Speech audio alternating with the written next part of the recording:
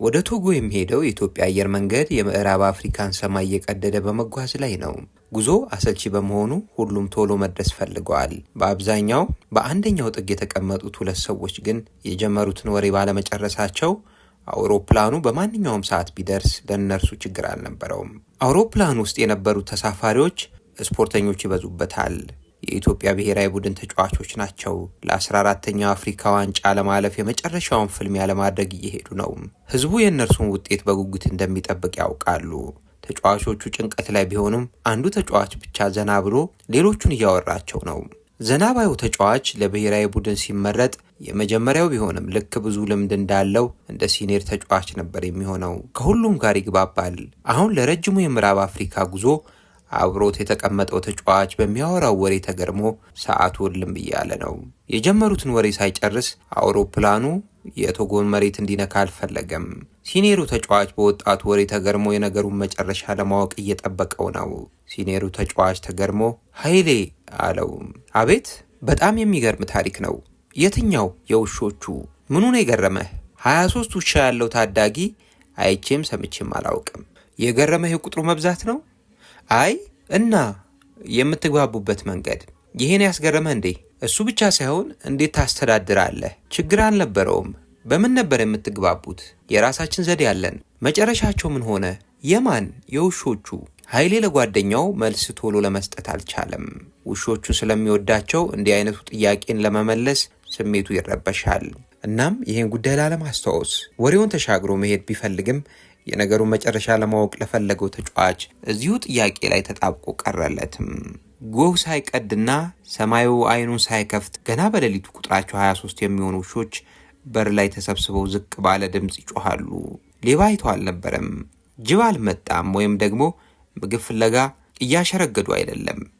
እዚህ በር ላይ መገኘታቸው አቤቱታ ለማቅረብ እንደሆነ የሚያውቀው አንድ ሰው ብቻ ነበረ።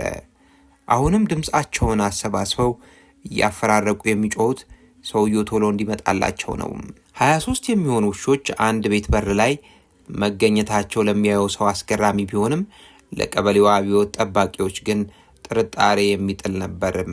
ውሾቹ በሌሊት አንድ ላይ ግር ብለው ሲመጡ አሰሳ ለማድረግ ለሚመጡ ሰዎች አስቸጋሪ ነበሩ። በአካባቢው ለሚንቀሳቀሱ የኢሃፓ አባላት ደግሞ ወረቀት ለመበተንና የስኳድ ስራ ለመስጠት ለሽፋንነት የሚጠቀምባቸው ነበሩ። ደግሞም ውሾቹ ዋነኛ አገልግሎታቸው ምሽት ላይ ኢሃፓ የሚበተናቸውን በራሪ ወረቀቶች በንቃት መጠበቅ ነው። አሁን ድቅድቅ ጨለማ በሸፈነው ሌሊት ቤቱን ሳይሳሳቱ መጥተው ሰፈርተኛውን ሳይረብሹ ባለቤታቸው በሚሰማቸው ያህል ነበር የሚጮሁትም። አሁን ግን ድምፃቸው እየጨመረ ሄደ። ሰውየው መምጣታቸውን አውቆ ከመኝታው ብድግ ብሎ ወደ ውጭ ወጣም። እሱን ሲመለከቱት ጭራቸውን እያራገቡ ሰፈሩን ለቀው ወደ ኳስ ሜዳ መሄድ ጀመሩም።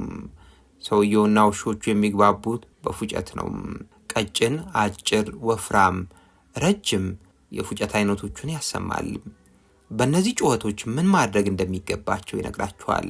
እነዚህ ውሾች ቤታቸው እዚህ አይደለም፣ ግማሽ ኪሎ ሜትር ይርቃል። እዚህ እንዲመጡ ባለቤቱ አይፈቅድላቸውም። እነርሱም መምጣት አይፈልጉም። እዚህ የሚገኙት ሲቸግራቸውና ከአቅማቸው በላይ ሲሆን ብቻ ነው። ዛሬ እዚህ የተገኙት ቀፏቸው ነው። ሞት አጠገባቸው እንደመጣ አውቀዋል። ዛሬ ሊገላቸው የሚፈልግ አካል በራቸው ላይ እንደመጣ ስሜታቸው የነገራቸው ይመስላል። ነገሩ ሲጀመር እንደዚህ ነው። ደርግ በጣም እየተቸገረ ነው። በቅስቀሳና በብልሃት ኢሃፓን ማቆም አልቻለም። በግድያ ሞክሮታል። ይህም መፍትሄ አላመጣም። ሰሞኑን የሚበተነው ወረቀት ህዝቡን የሚያነቃና በደርግ ላይ እንዲነሳ የሚያባብስ ነው። ኃይሌ ካሴ ኳስ በጣም የሚወድ ታዳጊ ነው። ኳስ መውደዱን የሚያውቁለት የአባቱን ስም ካሴ የሚለውን ኳሴ አሰኝተው ኃይሌ ኳሴ ይሉታል። ከሌሊቱ 11 ሰዓት ኳስ ሜዳ የሄደ እሱን አያጣውም። ኃይሌ የኢሃፓ ታዳጊ ሊግ አባል ነው። ኢሃፓ የሚበተናቸውን ወረቀቶች ተረክቦ የሚያስበትነው እርሱ ነው። ወረቀቶቹን ኃይሌ አይጽፍም። የእሱ አለቃ ከሆነ ሰው ጋር ነው የሚቀባበሉት። በተለመደው ቦታ ይቀጣጠራሉ። አለቃው ለኃይሌ ዛሬ ወሳኝ ነገር ይጠበቅብሃል አለው። ምንድን ነው? ትልቅ መልእክት ይተላለፋል። የት ነው? አውቶቡስ ተራ። ምኑ ጋር? በሩ አካባቢ። እዛ ብቻ ነው? አዎ፣ ለመንገደኞች ነው። ለየትኞቹ? ክፍለ ሀገር ለሚሄዱት። ይሄ ብቻ ነው? አዎ። ግን ምን? ተጠንቀቅ። ምን አልክ? ወረቀቶቹ አንድ ቦታ እንዳይሆኑ በደንብ ይበታተኑ። ሌላስ? ንፋሱ ወደ መንገዶቹ እንዲወስድ ተደርጎ ይበተን። ችግር የለም። ወረቀቶቹን በጥንቃቄ አስቀምጥ። ቢሮ ነው የምትደብቃቸው። ቢሮ ሰው ይገባል እንዴ? እኔ ብቻ ነኝ የምገባው።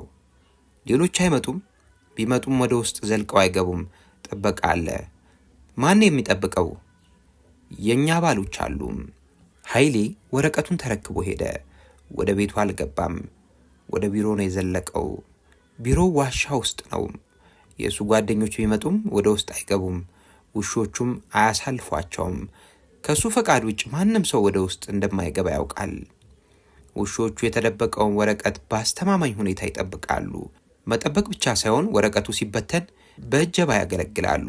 ወረቀቱ ተበትኖ ሲያልቅ ወደ ቤታቸው ይሄዳሉ። ለእሁድ ጨዋታ ቅዳሜ ሌሊት የመጫወቻ ሜዳውን ዙሪያ ጥበቃ ያደርጋሉ። ኖራ ይዘው የሚመጡ ልጆች አሉ። በትልቁ ሜዳ ላይ በኖራ ኢህአፓ ያሸንፋል ብለው ይጽፋሉ። ህዝቡ ጨዋታውን ከመጀመሩ በፊት በደንብ ያነበዋል። ኖራ ቀቢዎቹ ሌላም ስራ አላቸው። መቀመጫ ድንጋዮች ስር ወረቀት ያስቀምጣሉ። ለሌሎች አባላት የሚተላለፍ መልእክት ነው። መልእክት ተቀባዮቹ የትኛው ድንጋይ ስር እንዳለ ይነገረዋል። ሰው ሳይሰበሰብ በቅድሚያ መጥተው ድንጋዩ ላይ ተቀምጠው በዘዴ ወረቀቱን ይዘው ጨዋታውን አይተው ይሄዳሉ። ሌላ ቦታ የሚበተነው ወረቀት አንዳንዴ ትልቅ ድንጋይ ስር ይደረጋል። የቀበሌው ታጣቂዎች ወረቀት እየተበተነ አካባቢውን የሚያምሰውን ሰው ከነወረቀቱ በአስቸኳይ በቁጥጥር ስር ማድረግ አለባቸው። ቢሮዎቹ ተፈትሸው ይህን ስፍራ ለምን ተግባር እንደሚጠቀሙበት ሲያውቁ ምን ያህል እንደተታለሉ የተረዱት ያን ጊዜ ነበረም። ዋሻ ውስጥ ተደብቆ ይሆናል ብለው የጠበቁትን አላገኙትም።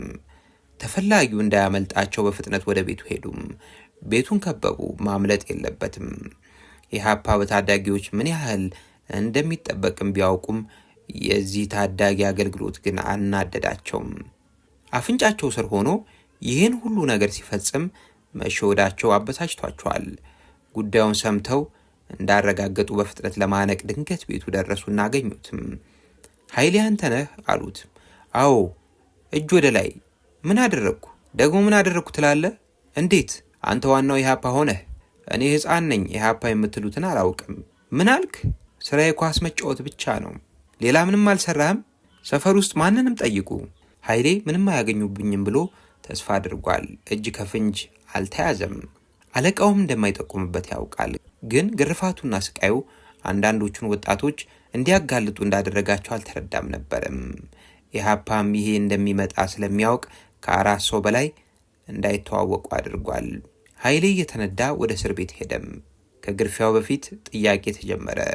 ወረቀቶቹ የት ነው ያሉት አሉትም። የምን ወረቀት? የምትበትኑት? እኔ ወረቀት የሚባል ነገር አላውቅም። እርግጠኛ ነህ? አዎ። ሌሊት ወጥተህ አልበተንክም? ኧረ በፍጹም። እውነቱን አትናገርም? ስለምን? ሌሊት ስለምትበትነው ወረቀት። እኔ በእርግጥ ሌሊት እወጣለሁ። ለመበተን አይደለም።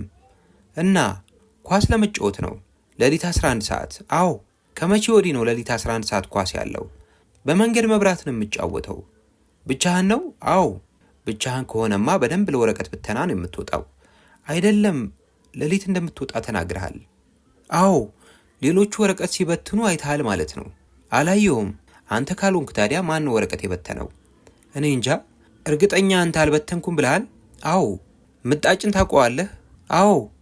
አለቃህ ነው አይደል? ኃይሌ አሁን የተጠራውን ስም ሲሰማ ደነገጠ። በእርግጥም አለቃው ነው። እሱን የሚበትነው ወረቀትና ሌላ ትዕዛዝም የሚሰጠው። ከዚህ በኋላ መዋሸት እንደሌለበት አውቋል። ግን አንዳንዴ የውሸት እንደሚያናዝዟቸው ሰምቷል። የአሁኑ ግን የውሸት እንዳልሆነ በሚቀርበው መረጃ እያረጋገጠ ነው። ሁሉንም ነገር ካልተናዘዘ እጣፋንታው ምን እንደሚሆን አልጠፋውም። ከምጣዥ ጋር ትልቅ ቃል ኪዳን እንዳላቸው ያውቃል። እንዴት ሊያጋልጠው እንደቻለ አልገባውም። ቢያገኘው ምን እንደሚያደርገው ግራ ቢገባውም ቃል ኪዳን በማፍረሱ ቢገለው ደስ ባለው ነበረም። ምጣጭ እዚህ እስር ቤት የሆነ ክፍል እንደሚገኝ ያውቃል። እንዳገኘው ለምን ይሄን እንዳደረገ ይጠይቀዋል። መጣላትም ካለበት ይፋለመዋል። ሌላው ቢቀር እስከ ሕይወቱ ፍጻሜ ድረስ እንደሚቀየመውና አጠገቡ እንደማይደርስ ሊነግረው እንደሚፈልግ ተዘጋጅቷል። የቸኮለውም እሱ ለማግኘት ነው። ምን ብሎ እንደነገራቸው ማወቅ ይፈልጋል።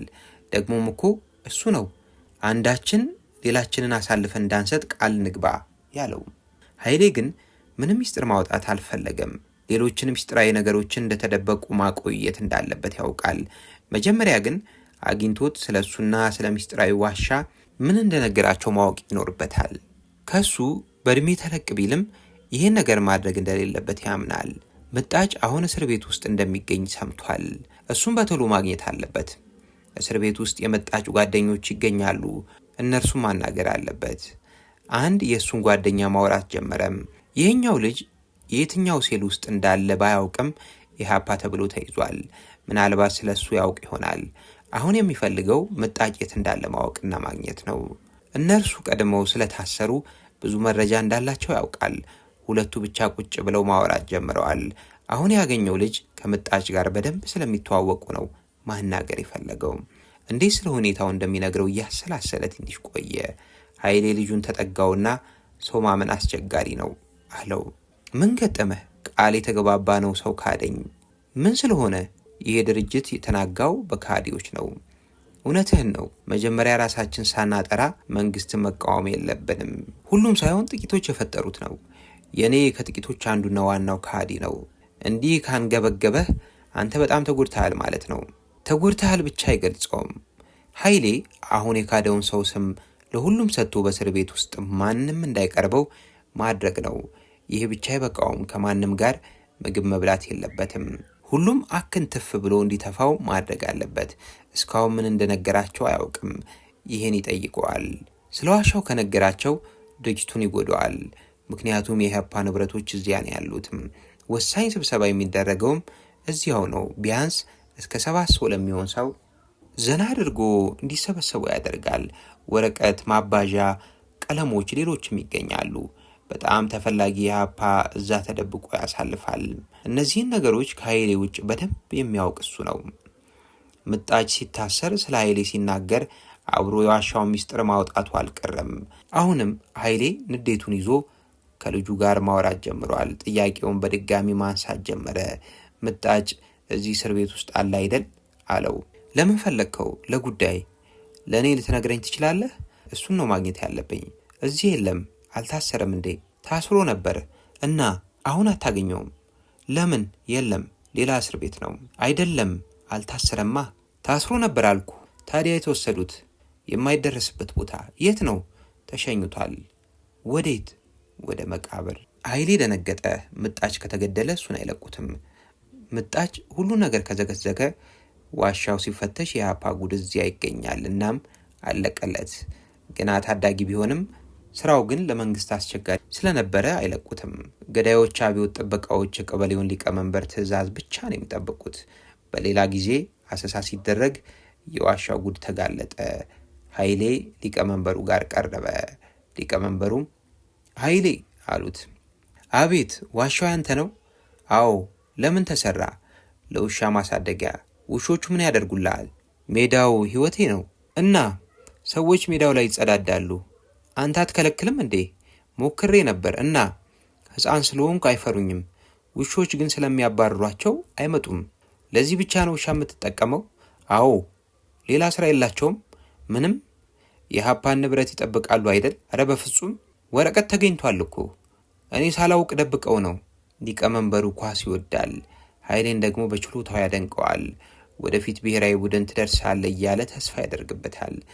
በዚህ የተነሳ ኃይሌ የሚያስገድል ጥፋት ቢኖርበትም ግድያ ሊስት ውስጥ እንዲገባ ስላልፈለገ ከጥፋተኝነት እያወጣው ነው።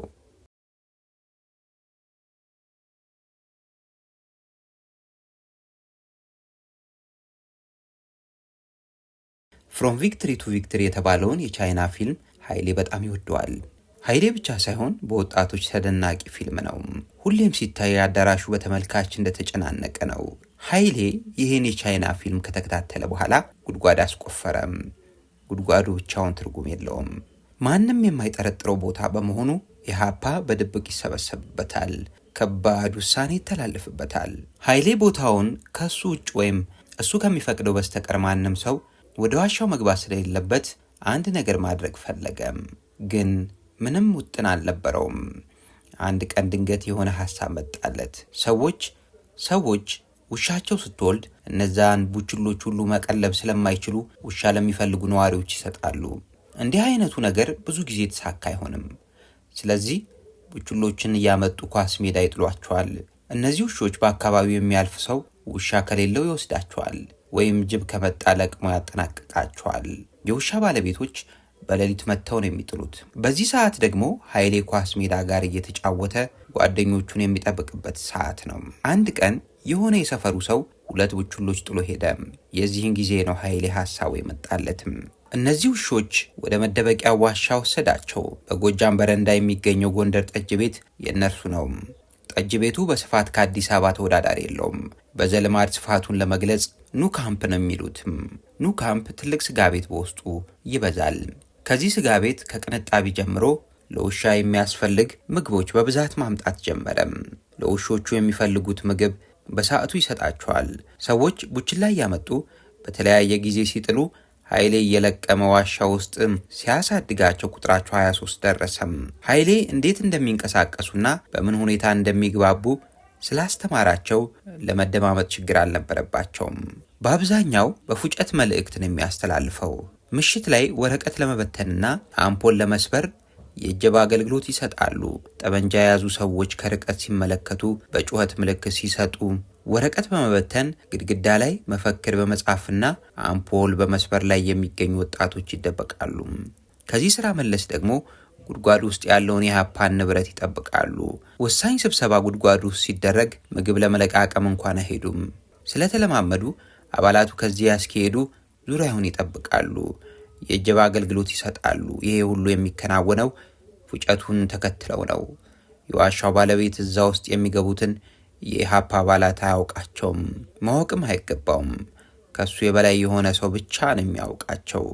ትእዛዝ ሲደርሰው ውሾቹን ያዘጋጃቸዋል። ሰዎቹ ተበታትነው ነው የሚገቡትም። በፉጨት ምልክት ሲሰጥ የተፈቀደለት ሰው እንደገባ ያውቃሉ። አካባቢውን በመውረር ሰዎች ወደዛ ቦታ ድርሽ እንዳይሉ ያደርጋሉ። ምግባቸውን ከጠጅ ቤቱ ከሚመጣው በተጨማሪ ቅርብ ከሆነው አውቶቡስ ተራ የዶሮ ስጋ ይመጣላቸዋል። ከተለያየ ክፍለ ሀገር የሚመጡ አውቶቡሶች ማራገፊያቸው አውቶቡስ ተራ ነው። ዶሮዎች ዕቃ መጫኛ ላይ ወይም በአውቶቡሱ ኪስ ተደርገው ነው የሚመጡትም። አንዳንዶቹ ይሞታሉ። የዶሮዎቹ ባለቤቶች የሞቱትን እዛው አውቶቡስ ተራ ጥሏቸው ይሄዳሉ። ኃይሌ እነዚህን የሞቱ ዶሮዎች አሰባስቦ ያመጣቸዋል። ከሌላው ስጋ ይልቅ ዶሮ በጣም ጣፈጣቸው። እናም በሕይወት ያለ ዶሮ ሰፈር ውስጥ ማባረር ጀመሩም። ዶሮ አምልጦ ሲሄድ ከባለቤቱ ጋር አብረው ያባርራሉ። ቀድሞ የያዘ ዶሮዋን ይወስዳል። ውሻው ቀድሞ ይዞ ባለቤቱ ደርሶ ሊያስጥል ሲሞክር ሁሉም ግር ብለው ስለሚያጅቡ ከ20 በላይ ውሾች ሲከበው የዶሮ ባለቤት በፍራቻ ትቶ ይሄዳል። አንዳንዴ ሴት ዶሮ ሲያባርሩ እንቁላል ጣይ በመሆኗ ኃይሌ በፉጨት ይመልሳቸዋል። ፉጨቱን እንደሰሙ በሩጫ ላይ ካሉ ተቀይሰው ወደ ሌላ ቦታ ይሄዳሉ። የዶሮ አደኑ ነገር ከጎዳና ላይ ወደ ሰፈር ውስጥም ዘለቀም። ቤት ለቤት አደን ተጀመረ። የዶሮ ባለቤቶች ተማረሩ። የውሾቹ ባለቤት ማን እንደሆነ አወቁ። አንድ ቀን 3 ዶሮ የጠለፈበት ሰው ኃይሌ ጋር መጣና ምን አድርገን ነው አለው። ምን? ዶሮዎቹ ተወሰዱብኝ። ማን ወሰደብህ? ያንተ ናቸዋ። የኔ ምን? ያንተ ውሾች። የኔ ውሻ ቤት ነው ያለው፣ ከግቢ አይወጣም። እነዛ ታዲያ ማን ናቸው? የትኞቹ? 23ቱ። እነርሱማ ያንተ ናቸው። ምን እያልክ ነው?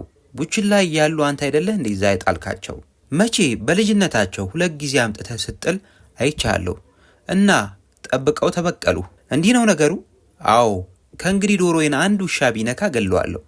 የቱን? አባራሪውን። ብዙ ናቸው እኮ። ቢሆኑስ? ከእንግዲህ ለዶሮ ሳይሆን ለአንተም ፍራ። ምን ልታደርግ? አይለቁህም። የሰፈሩ ሰዎች ስጋት አደረባቸው። ውሾቹ እየጠነከሩና እየተደራጁ ኃይለኛ ሆነዋል። ከዋሻው ጥበቃ አገልግሎት መልስ በየመንደሩ ቅኝት በሚያደርጉበት ጊዜ አንድ አይነት አደጋ ለማድረስ ነው በሚል ብዙዎች ስጋት ላይ ወደቁ። ሁሉም መጥፊያቸውን ይፈልግ ነበርም። አንድ ቀን ነገሩ ሲጋለጥ የኢህአፓ ጥበቃ ቡድን አባላት መሆናቸው ተደረሰበት። የአብዮት ጥበቃዎች ከፍተኛ ዝግጅት አድርገው ፈጇቸው። ባለቤቱም ወደ እስር ቤት ተወረወረም። እንደገና በሌላ ቀን የሰፈራቸው ቡድን ጠንካራና ኃይለኛ ነው። አጥቂውና አማካዩ ለተጋጣሚ አስቸጋሪ ቢሆንም ተከላካይ መስመሩ ግን ቀዳዳ ይበዛበትና እንደ ወንፊት አሾላኪ ነው። ተከላካዩ ይሄ ችግር ቢኖርበትም ቀዳዳዎቹን የሚሸፍን በግብ ጠባቂው ይልማ ስዩም ነው። እሱ በሩ ላይ ባይኖር ቡድኑ የግብ ጎተራ ይሆን ነበረ። ቡድን ቢሆንም ዝም ብሎ እግር ኳስ የሚጫወት አይደለም። ለኢሃፓ ስራ አገልግሎት የሚሰጥ ነው። በወቅቱ ማንኛውም ወጣት ሁለት ሆነው አንድ ቦታ መታየት የለበትም። ህጉ ይከለክላል። የሆነ ነገር እያሰቡና እየዶለቱ ነው በሚል ያስቀጣቸዋል። ብቸኛው አብሮ መሰባሰቢያ እግር ኳስ ነበረ። ከየትም ቀበሌ ይምጣ ተሰባስበው በጋራ ማውራትና መንቀሳቀስ ይቻላል። እዚህ ቀበሌ የሚገኘው ቡድን መረጃ አቀባይ፣ ወረቀት በታኝና ተያያዥ ስራ የሚያከናውን ነው። ሌላ ቦታ የሚገኙት የእግር ኳስ ቡድኖች ግን አብዛኛውን ስኳዶች የተሰባሰቡበት ነው። ለእግር ኳስ ጨዋታ በየቦታው መንቀሳቀስ ስለሚችሉ ተፈላጊውን ሰው ሰፈሩና እቤቱ ድረስ ሄደው መግደል ይችላሉ። ይሄኛውም የእግር ኳስ ቡድን አንዳንዶች ሌሎች ቦታ ላይ እንደሚደረገው ደረጃቸውን ለማሳደግ እየተንቀሳቀሱ ነው። ቡድኑ የሚሰባሰበው መሳለሚያ ሞቢል አካባቢ ነው። ከተሰባሰቡ በኋላ ተያይዘው ወደ ኳስ ሜዳ ይሄዳሉ። የቡድኑ አባላት ሲሟሉ ብቻ ይንቀሳቀሳሉ።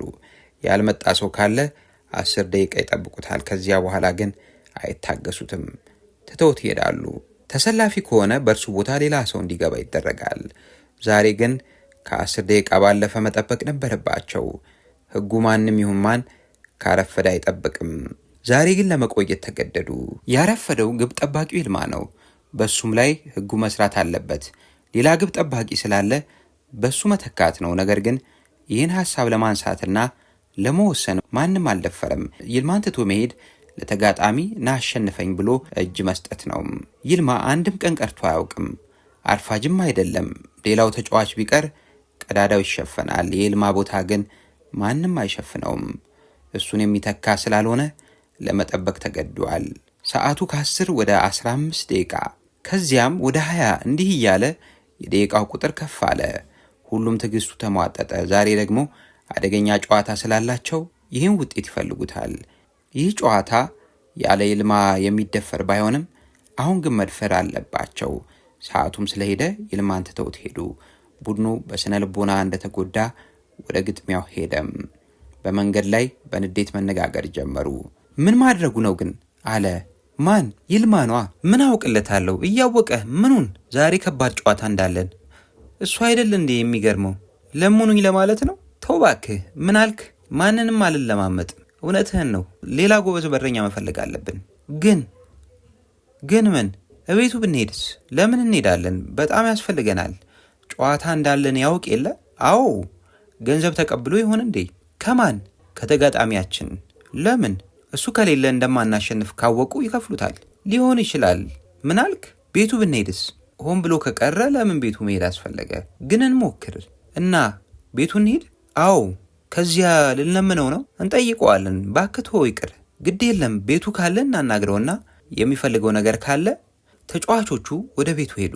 ወደ ቤቱ ለመሄድ ብቻ ፈልጎ አልነበረም። ሜዳው በዚያው በኩል የሚያወጣ መንገድ ስላለው እንዲመቻቸው ብለው ነው። ሁሉም ተናደዋል። ካገኙት እስኪ በቃው ድረስ ነው የሚሰድቡት። መጣላትም ካለባቸው እንደዚሁ። ማንም ሰው ከቡድኑ በላይ መሆን የለበትም የሚል አቋም አላቸው። እንደ በሸቁና እንደ ተንጨረጨሩ ተጫዋቾቹ ወደ ሰፈሩ ደረሱ። ቤቱ ጋር ተጠጉ።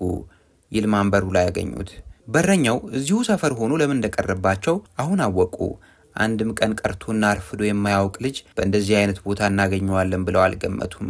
ሁሉም ተጫዋቾች ከተሰባሰቡበት ቦታ እዚህ እስኪደርሱ ድረስ እያሙት እየወቀሱትና እያወገዙት መጥተው በሩ ላይ ሲደርሱ ሁሉም ይቅር በለን ማለት ጀመሩ።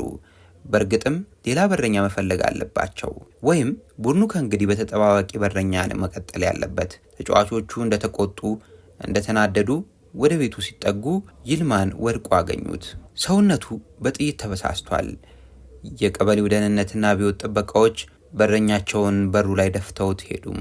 ኃይሌ ካሴ ይልማ ጎበዝ በረኛ ነበርም። ትልቅ ደረጃ ይደርሳል ተብሎ የሚጠበቅ ነው፣ ግን በሩ ላይ ገድለውት ሄዱ ይላል። ይሄ ቀበሌ በዚህ ሳምንት ለግድያ ታጥቆ የተነሳ ነው። እዚህ ቡድን ላይ ግቡን ከሚጠብቀው ከአንድ ቁጥሩ ጀመሩም። ቀስ እያሉ ወደ ተከላካዮቹ አለፍ ሲልም ወደ አማካዩ እየዘለቁ ይሄዳሉ። እርግጥ ነው ሰሞኑን በቀበሌው ብቻ ሳይሆን በከፍተኛውም የግድያ ሳምንት ነው። ወቅቱን ኃይሌ እንዲህ ያስታውሳል። እኔ በደንብ የማስታውሰው የነደብረ ወርቅን ነው። እሷ ብርዬና ሉሉ ዋጋው የተባሉት ልጆች ተይዘው መሳለሚያ መስጊድ ጋር ሰበሰቧቸው። እዛ ያመጧቸው ህዝብ በብዛት እንዲመለከታቸው ነው። ኢህአፓ የሚጠቀምበት ማባዣ ማሽን ጭምር ይዘዋል። እንዳያመልጡ ዙሪያውን መሳሪያ በያዙና መያዝ ብቻ ሳይሆን በደገናው አብዮት ጥበቃና ወታደሮች ተከበዋል። ህዝቡ ካያቸው በኋላ ወደ እስር ቤት ተወሰዱም። ደብረ ወርቅ ታመልጣለች ተብሎ በአይነ ቁራኛ ይጠብቋት ነበር። ልጅቷን በጣም ይፈሯት ነበርም። ሲኒማ አስቁመው መፈክር ባሰሙበት ጊዜ ድርጊቱን ከፈጸሙት አንዷ እንደሆነች ይነገርላታል። ዝናዋ በጣም ላቅ ብሎ ነበረም። ብዙ ጊዜ እየፈለጉ እያሰሱ ሊያገኟት አልቻሉም ነበረም። አሁን ግን እጃቸው ገባች። ከቦ የሚመለከተው ሰው በእሷ መያዝ በጣም ነው የተቆጨው። ለህዝብ ከታዩ በኋላ ወደ እስር ቤት ተወሰዱም። ሌሊት እኔ ወደ ኳስ ሜዳ ሲሄድ ድምፅ የሰማው መሰለኝ። ውሾቹ ግን አውቀው ወደዚያ እየሮጡ ሄዱም። ሁሉም ሰው ቀን ያያቸው ጊዜ ደርግ እንደሚገድላቸው አውቀዋል። ወደ ተተኮሰበት ቦታ ስደርስ ሶስቱም ወድቀዋል።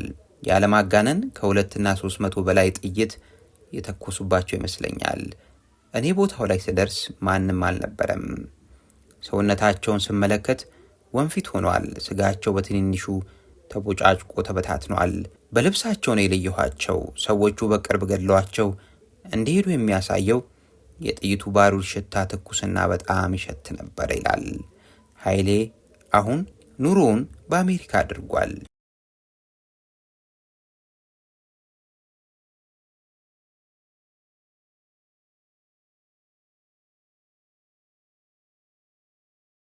ገነነ መኩሪያ ሊብሮም ራሱን አጠፋ ወይስ ሰው ገደለው? ራሱን አጠፋ ወይስ ሰው ገደለው? በመላኩ ብርሃኑም ቀኑ ሙሉ ሲያወሩ ቢውሉ መስማት የማይሰለቹኝ 4 ሰዎች አሉ። ስብሃት ገብረ እግዚአብሔር፣ ዘነበ ወላ፣ አብዱ አሊሄ ጅራና ገነነ መኩሪያም። ገነነ ከወሬው በላይ የሚያውቀው ነገር መብዛቱ ነው የሚደንቀኝ። እነዚያን በደቃቃ ፎንቶች ሊብሮ ላይ ጽፋቸው የነበሩ መሶብ የሚሞሉ የኳስ ወሬዎች ነፍሱን ይማረውና ታናሽ ወንድሜ በተመስጦ ሲያነባቸው ነበር የማያቸው።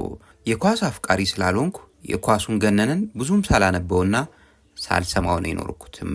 በኋላ ግን ገነነ መስማት በምወደው የድሮ ታሪኮች መጣ ተከታታዩ ነበርኩም። ከገነነ የሚገርመኝ ነገር አወራሩ ነው። ካሜራ ፊት ሆኖ ሲናገር ፊቴ ቆሞ የሚያወራኝ ያህል ነበር ቀልቤን የሚይዘው። ቀንና ሰዓት ስምና ቦታ ሳይረሳ ሲናገር ይደንቀኝ ነበረ። የትናንቱን ማስታወስ ለሚቸግረኝ እኔ ገነነ የረጅም ዘመን ታሪክን ሳያዛንፍ ወደ ኋላ ተመልሶ ሲያወራ ትንግርቴ ነው። የሆነው ሆኖ ገነነ አሁን የለም። አፈሩ ይቅለለው። አሟሟቱ ግን በጣም እንቆቅልሽ ሆኖብኛልም። በተለይ በቴዲ ተክለ አረጋይ ጽሑፍ መነሻነት ኢትዮፒካ ሊንክ ላይ ከሰማሁት መረጃ ተነስቼ ጥቂትም ቢሆን የፖሊስ ወንጀል ምርመራ ሳይንስ እንደ ተማረ ሰው ሆኜ መረጃውን ሳብሰለስል ያልተመለሱልኝ ዋና ዋና ጥያቄዎች አንጎሌ ውስጥ ተጉላልተውብኛል። ከዚያ በፊት ግን እከሌ ያስነጠሰው ተብሎ ወሬ በሚሆንበት በዚህ ዘመን ገነነን ያህል ታላቅ ሰው መታመሙና እግሩ መቆረጡ ሲነገር አለመስማቴ፣ ይባስ ብሎ እስኪቀበር ድረስ ሆቴል ክፍል ውስጥ ሞቶ መገኘቱ ሳይወራ ድብቅ ሆኖ መቆየቱ በራሱ በጣም ደንቆኛል። ጊዜና አጋጣሚ እድል የፈጠረላቸው ሰዎች በሚገኑበት በዚህ ሀገር ብዙ ሰርተው አሻራቸውን ያኖሩ ባለውለታዎች እንዲህ ሲድበሰበሱ ሳይ ማህበረሰቡ ለህትመትና ለብሮድካስት ጋዜጠኞች ያለውን ሚዛን ከብሮድካስትም ቴሌቪዥን መዝናኛ ላይ ለሚሰሩ ሰዎች የሚሰጣቸውን እውቅና እያሰብኩ የጋዜጠኝነት ሙያና ማህበረሰቡ ሙያና ባለሙያውን የሚረዳበት ክፍተት አስባለሁ። ወደ ገነነ አሟሟት ልግባ። ትላንትናዬን ያንተራስኩት በኢትዮፒካ ሊንክ ላይ ከሰማሁት መረጃ ላይ ብቻ መሆኑን ልብ በሉልኝ። በዊልቸር ላይ ነበር የተባለው ገነነ ለስራ ከገባበት ጊዮን ሆቴል ወደ ቤቱ ሳይመለስ ቀረም። 2 ቀን ሙሉ ሲጠፋ ከቤተሰቡ የትገባ ብሎ ተጨንቆ የፈለገው ሰው አለመኖሩን ነው የተረዳሁት። ገነነ ስልኩን አጠፋ ተብሎ ብቻ ሲታለፍ የሚገባው ሰው ነው። ዘመዶቹ፣ ወዳጆቹ፣ ባለቤቱ ጭምር ምን ያህል የት ርቀት ድረስ ሄደው ፈለጉት? ይህን ያህል ታዋቂ የሆነ ሰው ሲጠፋ በተገኘው መንገድ ሁሉ ፈልጉልኝ አይባልም። ወድቆ ቀርቶስ ቢሆን ለያውም በዊልቸር ያለ ሰው ቢያንስ የተጠለለበት የዋአካን ሆቴል ሰዎች እኮ ያውቁታል። ጠፋ የሚል ወሬ ቢሰሙ እኛ ጋ ነው ኑና ውሰዱት ማለታቸው አይቀርም ነበረ። እዚህ ላይ መረጃው ገነነ ከቤተሰብ በተለይ ከባለቤቱ ጋር የሆነ አለመግባባት እንደነበረው እንዳስብ አድርጎኛል። በተለይም ከ2 ቀን በኋላ እዚህ ነኝ ያለሁት ያለው ሰኢድ ኪያርን ከሆነ ለባለቤቱ መንገድ ያልፈለገበት ምክንያት ነበረው ማለት ነው። ወደ ቤቱ መመለስ አልፈለገም ማለት ነው።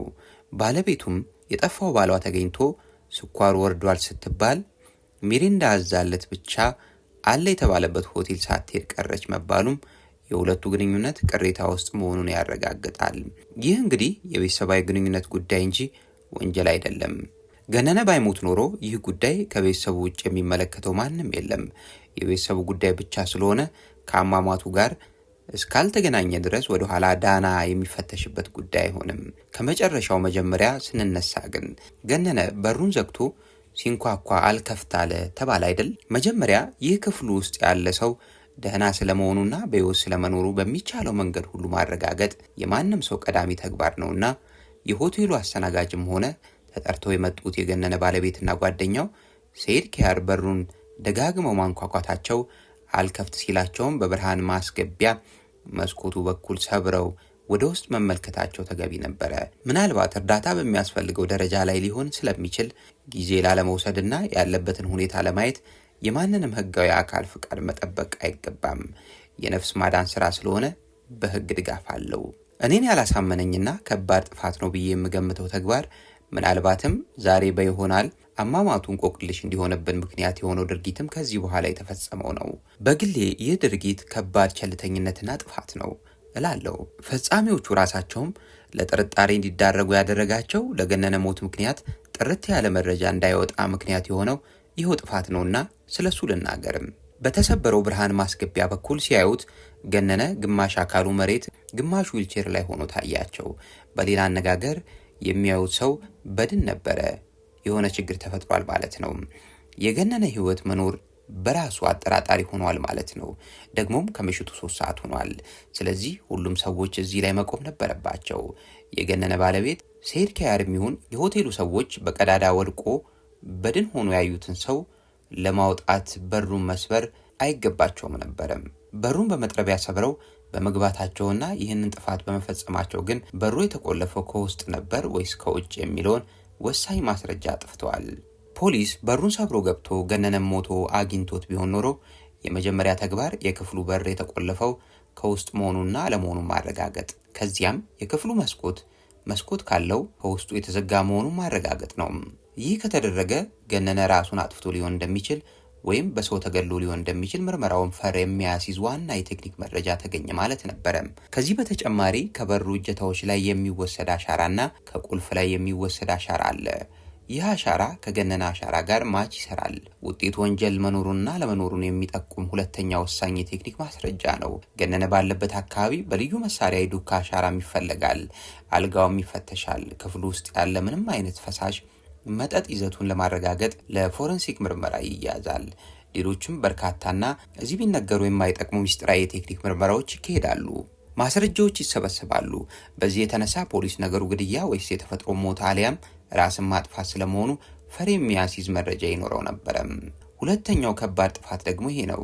የገነነ ሚስትም ሆነ ሰኢድ ኪያር ክፍሉ ሲገቡ ገነነ መሞቱን ካረጋገጡ ምንም ሳይነካኩ ፖሊስ መጥራት ነበረባቸው።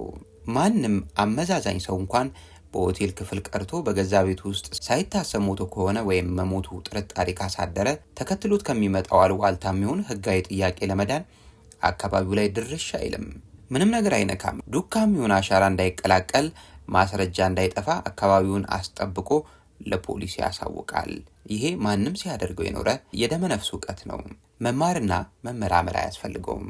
ፖሊስ በዛ ወቅት ተጠርቶ ቢሆን ኖሮ ቢያንስ ይህንን ያደርጋል።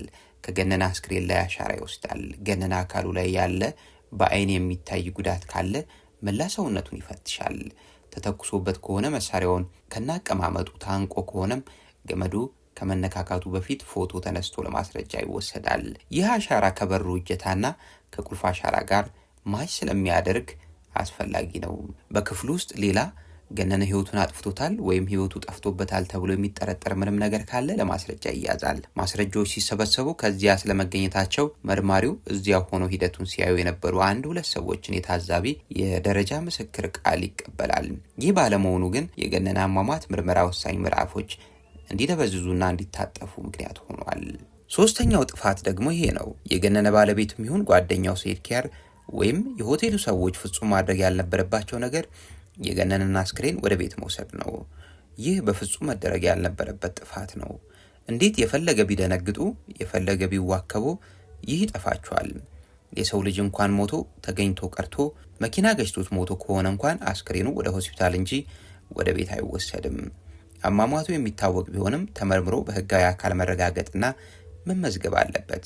ይህ ህግ የሚያዘው ሰዎች የፈለገ ሟች ዘመዳቸውን ቢወስዱት ሊያስቀብሩት የማይችሉት ሂደት ነው። አስክሬን ማንገላታት አይገባም እያሉ ፖሊስ ሳይመረምረው የቀበሩ ሰዎች እኮ ታስረው አስክሬኑን ተቆፍሮ ወጥቶ ተመርምሮ ያውቃል። ምክንያቱም ነገ ከሚከሰት ችግር ዛሬ የሚፈጠር መጉላላት ይቀላል። ይህ ጥፋት በመፈጸሙ ግን ገነነ ታንቆ ሞተ ወይስ ሰው አንቆት ገደለው ወይስ በሌላ ምክንያት ሞተ የሚለውን መረጃ አዛብጡታል። ፖሊስ አስክሬኑን አንስቶ ቢሆን ኖሮ በጥንቃቄ ጭኖ ወደ ሆስፒታል ለፎረንሲክ ፓቶሎጂ ምርመራ ይወስድና ያስረክብ ነበረ። በዚህ መሃል የወሰደውን የገነነን አሻራ ሳምፕል ከበር እጀታና ቁልፍ ላይ ካገኘው አሻራ ጋር ማች አድርጎ ትክክል ከመጣለት ገነነ በሰው ተገደለ የሚል እሳቤውን ትቶ የምርመራ ስኮፑን በማጥበብ ራሱን አጥፍቷል በሚል ማጠቃለያ መዝገቡን ለመዝጋት ሆስፒታል የላከውን የገነነን አስክሬን የምርመራ ሪፖርት ይጠብቅ ነበረ። ከዚያም ወዳጅ ዘመድ አዝኖ የሚታማም የሚያማም ሳይኖር እውነቱ ፍርጥርጥ ብሎ ማንም የጎሪጥ ሳይታይ ለሟች ሐዘን መቀመጥና ነፍስ ይማር ማለት በተቻለ ነበረም።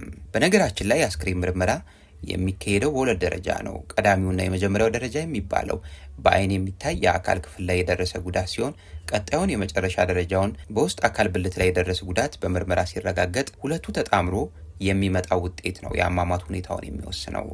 አቤት ሆስፒታል የሰጠው መረጃ የሟች አንገት አካባቢ የገመድ ክርክር መታየቱን የሚገልጸው በእይታና አካል ፍተሻ የተገኘ የመጀመሪያ ደረጃ ሪፖርት ነው።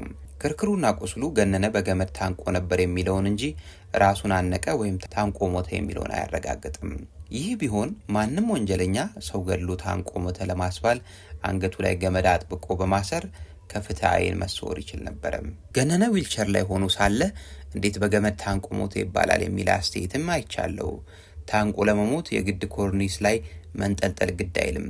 በራስ እጅ ራስን አንቆ መግደል ይቻላል ወይ የሚለው ላይ ከደመ ነፍስ መፈራገጥና ከሞት በፊት ባለ ራስ መሳት ምክንያት ውጤት ሙሉ ሞትን ስለማምጣቱ ጥርጣሬ ቢኖረኝም ሸሽቀቆ ሳይሰሩ ሰዎች ራሳቸውን የሚያጠፉበትና ፖሊስም የሚያውቃቸው እዚህ ላይ መጠቀስ የሚያስፈልጉ ዘዴዎች አሉ። ወደ ፓቶሎጂው ስመለስ አንድ ሰው ሲታነቅ በአየር እጥረት ሳቢያ አንጎልን ጨምሮ ጉዳት የሚያደርስባቸው የውስጥ አካል ብልቶች አሉት። አስክሬኑ ተከፍቶ ጉዳት የደረሰበት ብልት ተለይቶ የሚመረመረው ለዚያ ነው። አቤት ሆስፒታል በመጀመሪያ ደረጃ የእይታና አካል ፍተሻ ምርመራ ብቻ የገነነን ሞት አረጋግጦ ለፖሊስ ማረጋገጫ ሪፖርት ይጽፋል የሚል እምነት የለኝም። የገነነን አስክሬን ተከፍቶ ተመርምሯል የሚል ተስፋ ሊያዝና የዚያ ምርመራ ውጤት ነው የመጀመሪያው ደረጃ ግምት እውነት ወይም ስህተት መሆን የሚያረጋግጠው። ስለዚህ ከላይ ያለውን ሁለተኛ ደረጃ ምርመራ ነው አሟሟቱን በደንብ የሚነግረን። ፓቶሎጂስቶቹም ገመዱን ፈልጉ ያሉት ምናልባት ምርመራው በመታነቅ መሞትን ካረጋገጠ ፖሊስ ማስረጃ እንዲኖረው ብለው እንጂ ለነሱ ስራ ምንም አያደርግላቸውም። ፖሊስ ግን ሰዎቹ በፈጸሙ ስህተት ጉዳይ ወደ ወንጀል አምርቶ ተጠርጣሪ ቢይዝ እንኳን ህግ አራት ማዕዘን ሳጥን ነውና የተከሳሽ ጠበቆች ለሚያነሱት ክርክር ማርከሻ የሚሆን የአቃቢ ህግ መከራከሪያ የሆነ ወሳኝ ማስረጃ አጥቷል። ነገሩን ስንጠቀልለው ገነነን ሰው ገደለው ወይስ ራሱ ገደለ የሚለውን ለመደምደም ብቸኛው ዕድል የፎረንሲክ ፓቶሎጂ ሁለተኛ ደረጃ ሁለተኛና የመጨረሻ ምርመራ ሪፖርት ነው። እንደኔ ግምት በተሰራው ጥፋት የተነሳ ከፓቶሎጂ ውጤት ባሻገር ፖሊስ የቴክኒክ ምርመራ በማጠናከር ወደ አሟሟቱ ሚስጥር የሚወስደውንና አባሪ ማረጋገጫ የሚሆነውን ማስረጃ በእጁ መያዝ የሚችልበት እድል አምልጧል። ከሰዎች የሚገኝ የታክቲክ ማስረጃ ደግሞ ጉዳዩ ሽፋን ስለሆነ ለምርመራው ብዙም የሚደግፈው አይሆንም። እንግዲህ የፓቶሎጂስቶቹ ሪፖርት ፖሊስ እጅ ሲገባ የሚያመለክተው አቅጣጫ ሰሞኑን ግልጽ የሚሆን ይመስለኛል። አሁን አንድ ሚኒሊክ ሆስፒታል ብቻ የነበረው ምርመራ ብዙ ቦታ ስላለ እንደ ድሮ ጊዜ አይፈጅም። ከዚያ በኋላ ነው ዋናውን እውነት የምናውቀው። እስከዚያው ድረስ በቅን ልቦና በመነሳሳት ወይም ባለማወቅ ወይም በግዴለሽነት ወይም በሌላ ምክንያት የተሰራው ጥፋት እንዳለ ሆኖ ማንንም ከማማትና በጥርጣሬ የቤተሰብን ሐዘን ከመበረዝ ተጠብቀን የገነነን አሟሟት ለመደምደም የፖሊስ መግለጫ መጠበቅ የተሻለ ይመስለኛል።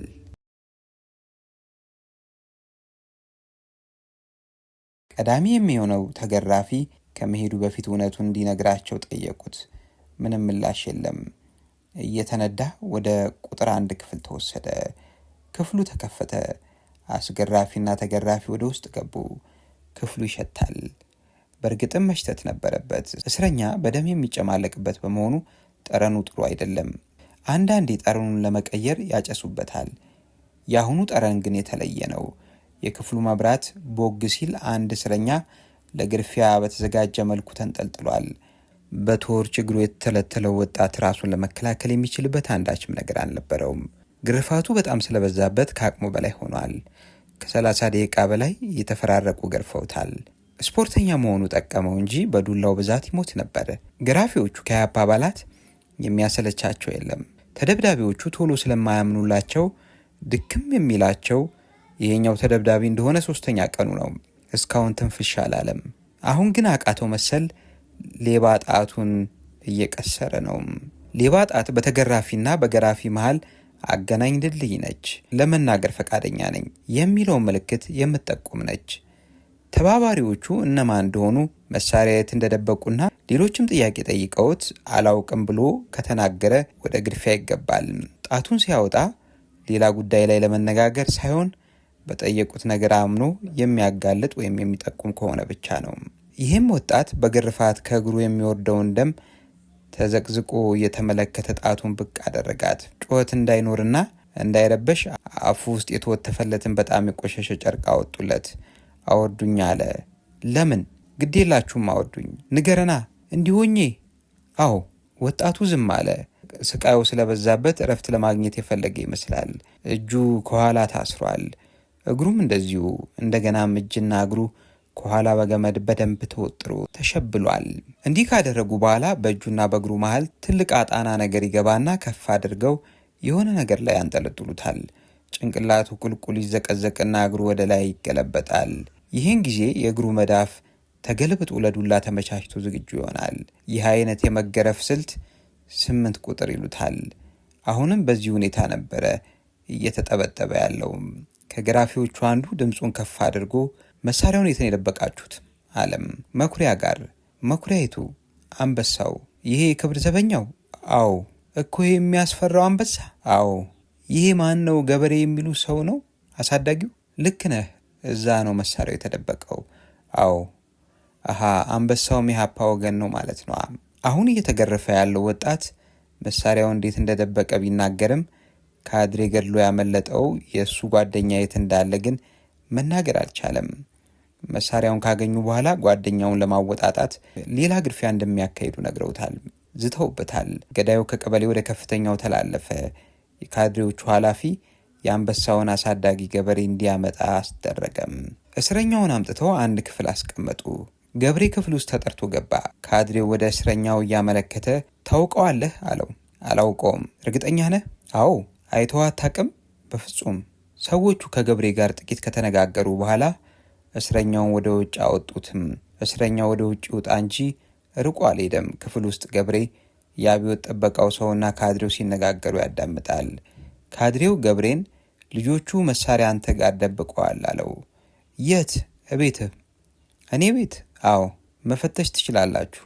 አሁንማ ልታሸሽ ትችላለህ። የወታደር ግቢ እኮ ነው የምኖረው። ምን ማለት ነው? ጥብቅ ቁጥጥር ስለሚደረግ ለማስገባት አስቸጋሪ ነው።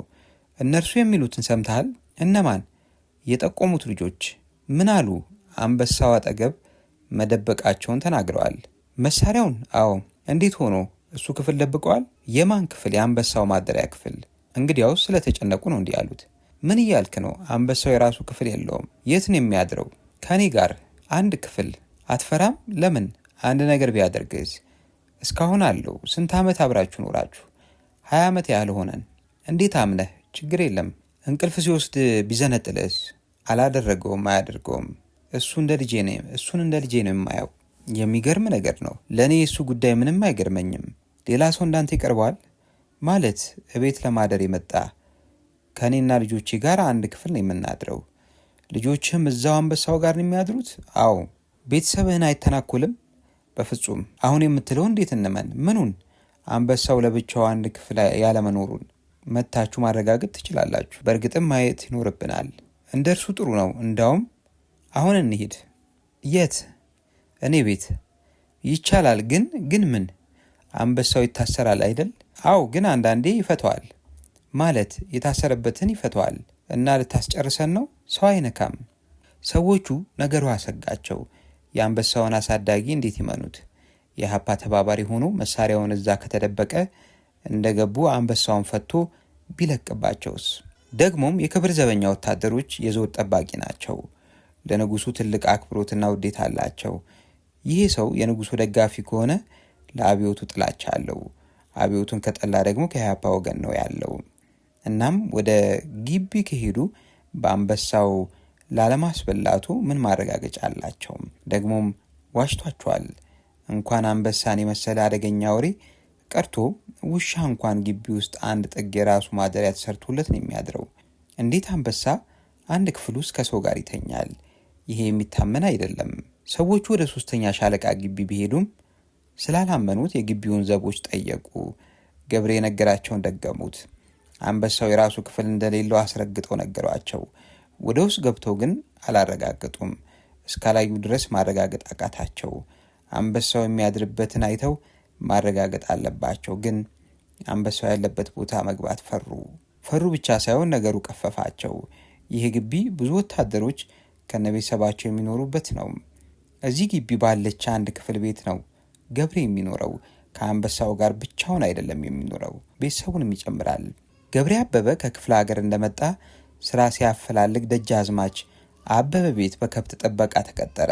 ሰውየው በአካባቢው የታወቁ ስለነበሩ የአባቱን መጠሪያ ስም በሳቸው በማድረጉ ገብሬ አበበ ተብሎ ተሰየመ። ቁመቱና ሰውነቱ የተደላደለ በመሆኑ በክብር ዘበኛ ወታደርነት ተቀጠረ። መኖሪያውንም እዛው 3ኛ ሻለቃ ግቢ ያደረገ። አንድ ቀን ወታደሮቹ ሰልፍ ላይ ሆነው የዕለቱን የሥራ መመሪያ በሚቀበሉበት ሰዓት ኃላፊው አንድ ጥያቄ መሰል ነገር አቀረቡ። እንዲህም አሉ። ክብር ዘበኛ አንድ አንበሳ ላምዶ ማሳደግ ይፈልጋል ብለው ተናገሩ። ወታደሩ ግራ ተጋባ። ሰውየው በዚህ ብቻ አልቆመም። ከእናንተ መሃል ይህን አንበሳ ላምዶ የሚያሳድግ አለ አሉ። የጉድ ቀን መጣ በሚል አይነት በውስጥ ለውስጥ አጉረመረሙ። እንዴት ነው አንበሳ የሚላመደው አይነት? ሁሉም ዝም አለ። አሁንም ደገሙ። ክብር ዘበኛ ይህን አንበሳ የግድ ማሳደግ አለበት ብለው ፈቃደኛ የሚሆነው ሰው ቢፈልጉ ሁሉም ዝም አለ። ግን ሰውየው ድጋሚ ንግግር ከማድረጋቸው በፊት አንድ እጅ ብቅ አለ። እጁን ከማውጣቱ በማስከተል እኔ አሳድጋለሁ አለም። ሁሉም ተገረሙ።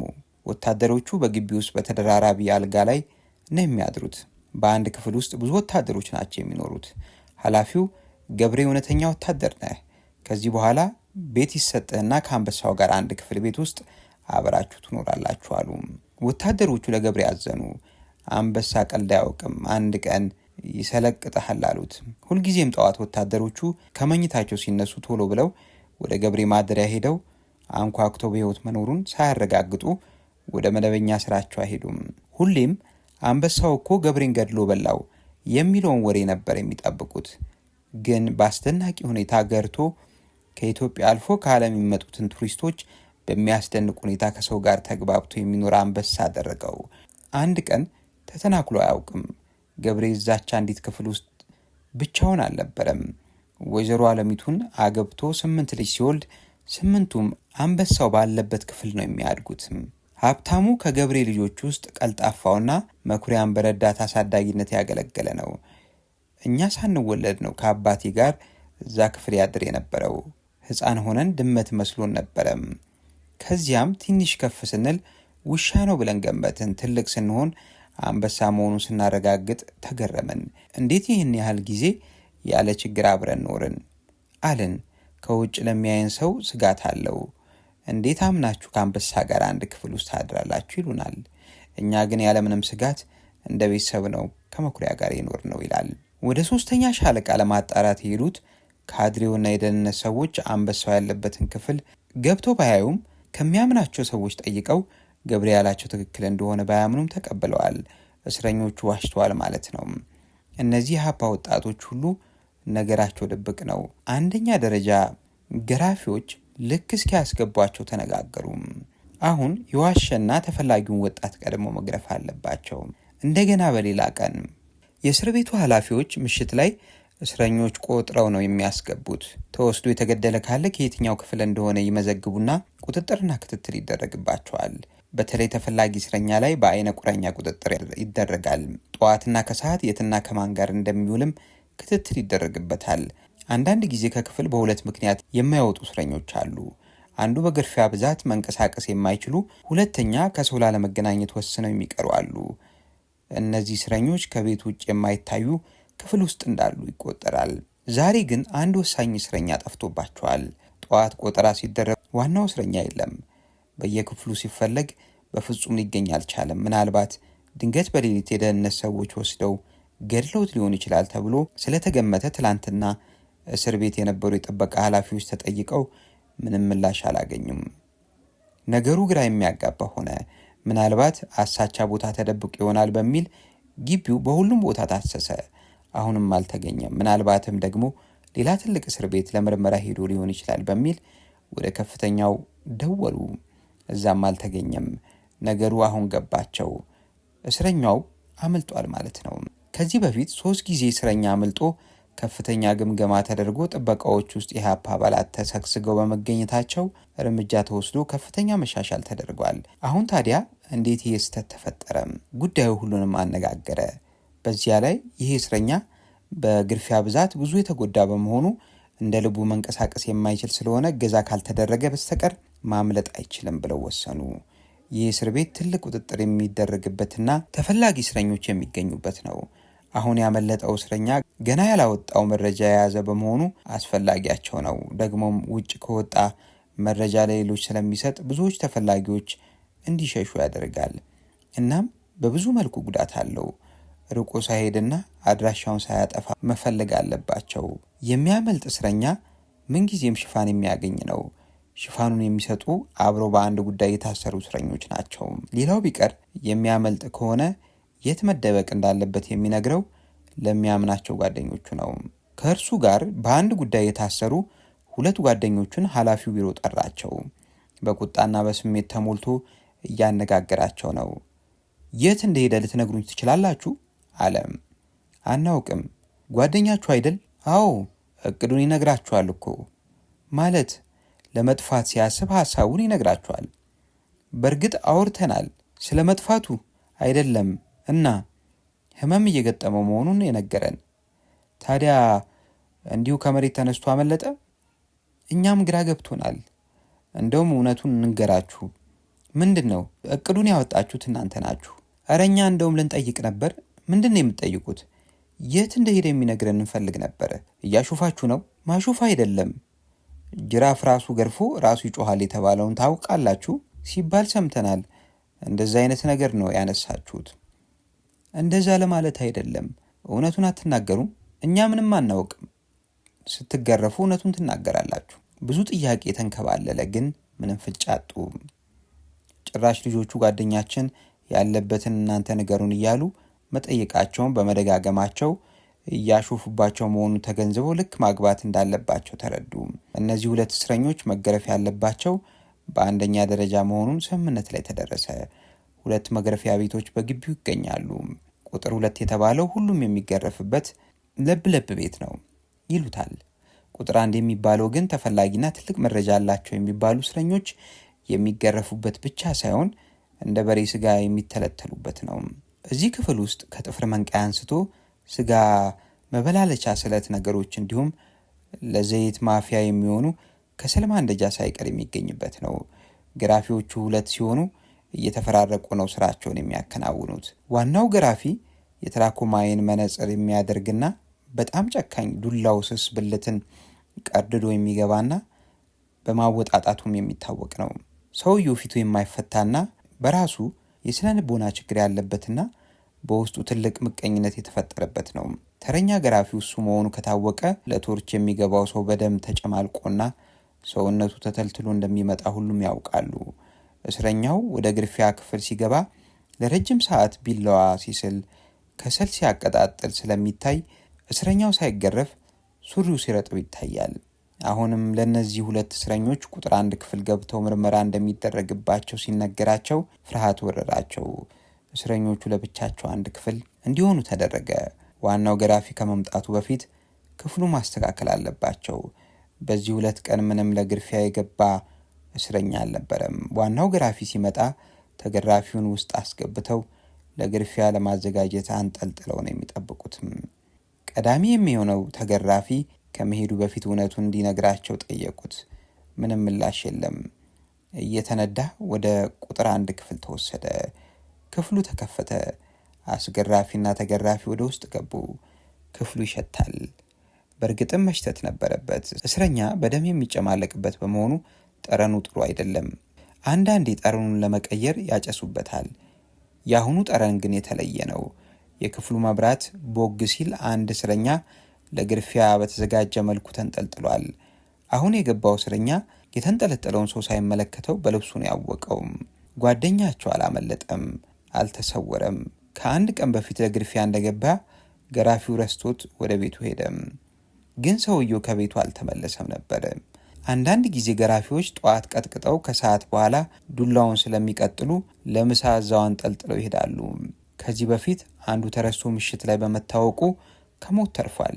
ይሄኛው ግን መጀመሪያም በዱላና በስለት ከመቀደዱ ብዛት ነፍሱ ተንጠልጥላ ስለነበር ከ1 ቀን በላይ በመቆየቱ በዛው አሸልቧል። የገባው እስረኛ ከመገረፍ በመትረፉ ቢደሰትም ጓደኛው በዚህ ሁኔታ በመሞቱ በጣም አዘነ። ከ3 ቀን በፊት ፀሐይ ሲሞቁ እንዲጠነክሩና ሚስጥር ማውጣት እንደሌለባቸው ሲነግራቸው ነበረ። በዋነኝነት ግን በተለያየ ጊዜ ለግርፊያ በተወሰደ ጊዜ ከገራፊዎቹ ጋር ያደረገውን የቃላት ምልልስ በደንብ ነግሯቸው ነበረ። ለ3ኛ ጊዜ ተጠርቶ በተገረፈ ጊዜ 2ቱ ጓደኞቹ እሱ ክፍል ገብቶ ሕክምና እያደረጉለት ምን አሉት? ነገርኳቸው። ምን የተሳሳተ ነገርም ፍንጭ አልሰጠህም? አዎ፣ ግን ምን? ቃላችን አንድ ይሁን። ከገራፊዎቹ ጋር የተለዋወጣቸውን ቃላት ሁሉ ነገራቸው። ለ4ኛ ጊዜ በተወሰደ ጊዜ ጠንከር እንዲል ነግሮታል። ነገር ግን እንደሄደ አልተመለሰም። ከዚህ በፊት ለመጀመሪያ ጊዜ ሲገረፍ ለብቻው 1 ክፍል ካስቀመጡት በኋላ ሌላ እስር ቤት ተወስዶ 2 ቀን ካቆዩት በኋላ በሌሎች ላይ ማስረጃ እንዲሰጥ ተወስዶ ነበር የተመለሰው። ሌላው ጓደኛቸው ከግርፋት በኋላ ወደ ክፍሉ ሳይመለስ በዚያው ተወስዶ መገደሉን ሰምተዋል። አሁንም ይሄ ጓደኛቸው በተመሳሳይ ሌላ እስር ቤት እንደተወሰደ ነበር የተረዱት። ግን ተረስቶ በዛው አሸለበ። ባለመነጽሩ ገራፊ ሲመጣ ነገሩ ተነገረው። ምንም አልተሰማውም። ትንኝ የሞተ ያህል ነበረ ስሜቱ። ከጓደኞቹ በቀር ማንም አላዘነም። መሳሪያውን መኩሪያው ጋር ነው የደበቅኩት ብሎ 3ኛ ሻለቃ ሄደው ካረጋገጡ በኋላ እንደዋሻቸው በማወቃቸው ነበረ ለ1ኛ ገራፊው አሳልፎ የሰጡት። ገራፊው ግን ረስቶት ይሂድ ገሎት ይሂድ አልታወቀም። ግን ሞቶ ተገኘም።